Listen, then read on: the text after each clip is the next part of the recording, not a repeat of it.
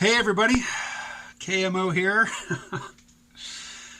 In 11 days, my friend Rob and I will be driving down to Hartford, Connecticut to go to Bradley Field, where we'll jump on a plane. It'll take us to Fort Lauderdale, I think it is, Florida, and from there we will fly on down to San Juan, Puerto Rico, where we will arrive at like 2 o'clock in the morning. We are renting a place to stay on the 20th, even though we won't arrive until the wee hours of the morning on the 21st. Why? So that we can get into that place when we arrive. Because if we didn't rent it for the day before, then we would arrive at 2 o'clock in the morning, and then we'd be sort of sitting on our hands with all of our stuff, unslept, travel weary, with no place to go until check-in time, which is, mid-morning. That's not going to fly. So that seems a little bit extravagant, but I've been watching videos and reading and all kinds of stuff on going to San Juan, Puerto Rico, or, Puerto Rico in general. And so much of the media and the description of what to do and how to do it and whatnot assumes a much higher income than I have. The median household income in Puerto Rico is just over $20,000 a year. That's a third of what it is up here on the mainland. I make about $24,000 a year. So I'm going to be moving from a place where I am desperately poor, or at least desperately low income, poor is a state of mind, to a place where I'm more closer to the average, although certainly below average for San Juan, which is where I'll be. I want to cover two things on this video. One is the upcoming trip. So Rob and I plan to go down. We're mostly going to be in and around San Juan. Our trip is not going to be the typical, vacation. It will be pleasurable, and you could say it's a pleasure trip to some extent, but I'm going to be down there looking at co-working spaces, checking out apartments, basically just scouting out for the move.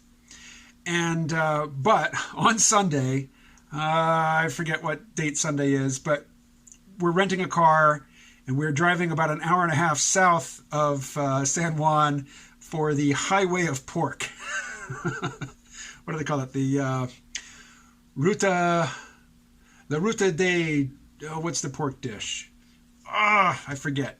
Anyway, we're going to get some skewered, open fire roasted suckling pig. Vegetarians, it will not be a pretty picture. Sorry. But I've seen all kinds of advertising online for lodging, which will cost more for a single night than we will spend, both of us, together on the whole trip, including airfare. So this is going to be a trip on the cheap, and I'm going to take a careful accounting of how much I spend, and I'll do a video on that when I get back. How much I'd hope to spend, how much I went over. But basically, a realistic trip for people who don't have money to burn. Because, most Americans don't have passports, but you can go to the Caribbean with your driver's license because Puerto Rico is a U.S. territory. And you can do it for not too much money, although we are going at the most expensive time of the year. So basically, when I get back, I don't know, the video will either be an encouragement to go down and have a great time in a new and exciting place without spending too much money, or it will be a warning, a cautionary tale about the folly of that idea. But, okay, that's point one. Point 1.5. If you're watching this and you live in and around San Juan and you would like to get together with Rob and me while we're there, give me a shout. It's doable. Okay, now, point two, or portion two of the video. I plan to move there. I've been looking on clasificados online at various, rental properties, and even in the expensive part of San Juan, which is, near all of the not business incubators, but the co-working spaces, there are apartments that are listed that are much less than I'm paying for my one-bedroom apartment here in rural Vermont. They probably won't be as large and well appointed as this place, and they probably won't include electricity, and this place does, but, so it goes. Here's my plan. I want to take my current the portion of my current income that I spend on rent, which is $700. I want to find a co-working space, which is a place where I will pay a monthly fee to be able to go there every day and work. And what these things offer is fast, reliable Wi-Fi. Most of them have backup generators and cisterns. So if disaster strikes or the power is out, I can still go there and work. The toilets will still flush. There'll still be water coming out of the tap. And but mostly what these things will provide for me is some structure, because I desperately, desperately need a hard division in my life between work and not work. Right now, I work in my apartment. Work for me is a particular chair. It's actually two chairs. I have a video editing, audio recording, interview recording workspace, which is where I'm sitting right now. And then over there's another workspace, which is for art. And art's a highfalutin term. Art, let's call it illustration. But 3 feet from my illustration studio is the kitchen. 3 feet in the other direction is the easy chair, where I sometimes nap, sometimes watch TV, which is, my little 10-inch tablet. It is just so easy for me to slip out of work into not work, and I'm at home, frequently in my pajamas. I'm in my pajamas right now. I'm not still in my pajamas. I put them back on after going out. I very much want to be in a position where I get up in the morning, I leave my home, I go to a place which is work, and while I'm there, I work. And then when I leave, I don't have to worry about the fact that I'm not working anymore, because I went to work, I worked, and then I left, and now it's not work. I don't have that in my life right now. And one, it's stressful, because I always could be working, and when I'm not, I think I should be, even though, most of the time I'm not. But not working, when I'm in the place where I could be working, I'm not enjoying the not working. I want a hard division between work and not work. And I absolutely, positively, to make the living that I make, I need fast, reliable internet. I have to upload big files all the time. I have to be able to record video calls where the sound is good.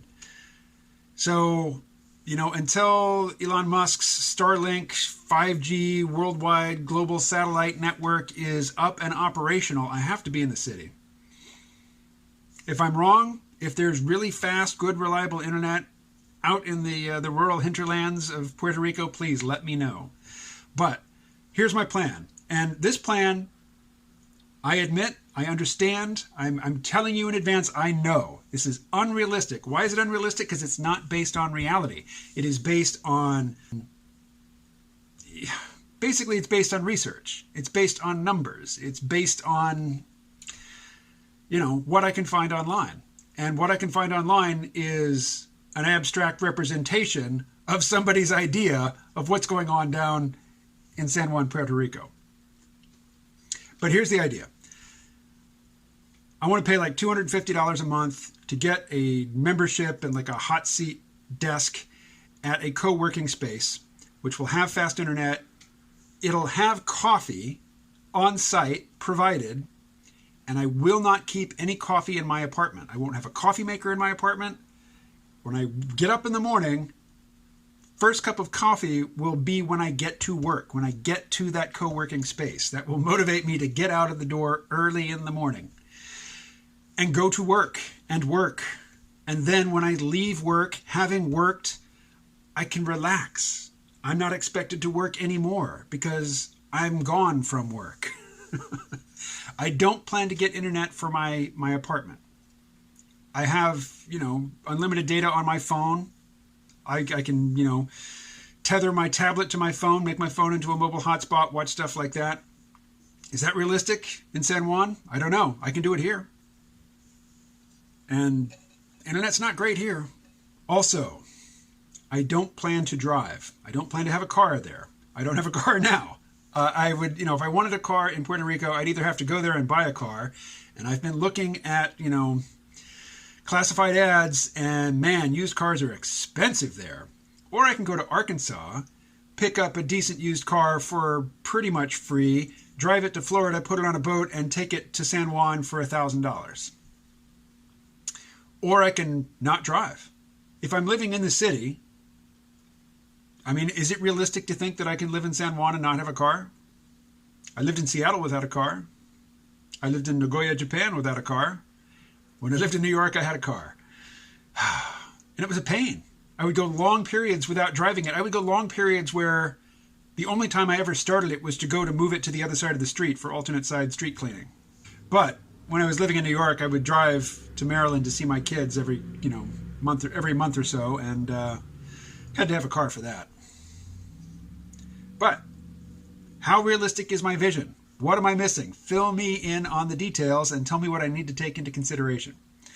And if you think you might want to hang out for a day, or, part of a day, a meal, a couple drinks, whatever, sometime between the 21st and the 24th of this month, let me know. Talk to you soon.